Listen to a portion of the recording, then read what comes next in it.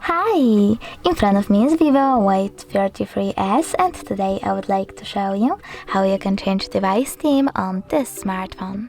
First of all, go into Settings.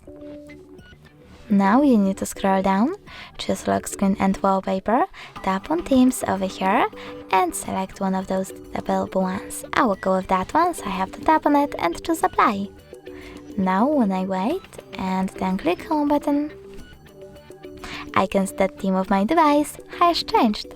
If you wish to go back into the default one, go into the same settings, tap on the other one and choose Apply as well. Thanks so much for watching. If you enjoyed this video, leave a like, comment and subscribe. Bye!